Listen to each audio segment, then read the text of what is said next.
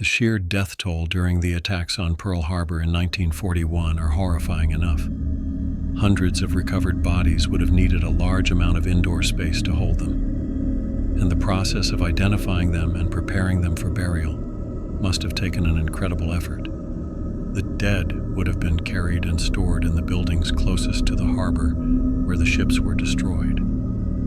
As with this airman's account, there does seem to be a common trend around Pearl Harbor installations that buildings or spaces used to house the bodies of the dead are now known to be very unnerving to spend time in. One Navy veteran using the handle Rare Notice 7417 shared a similarly chilling account about his own building, which is now a commissary on Hickam and is only a short distance from the headquarters. Building previously mentioned.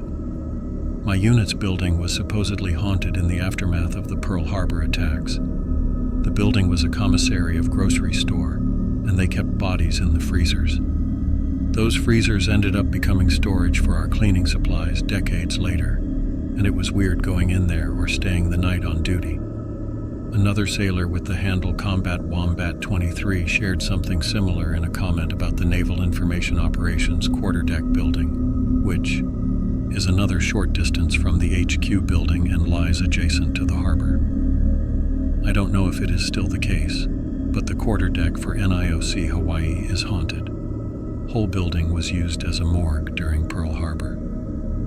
I had an overnight watch, and it's a SCIF, a sensitive compartmented information facility, so it's got big heavy doors and stuff. I was the only person in the secure area that night. Most of the lights were off, and I swear to God, the same door kept opening every time I walked through. And then there was the gym in the tiny-ass basement with low ceilings. Something was not right down there. Pearl Harbor and Hickam are on the west side of the island. The island isn't very big. You could drive around it in a few hours, depending on traffic. But the naval and air base down near the harbor are hardly the only creepy places on the island. And the events of World War II are possibly not the darkest thing that has happened throughout its history.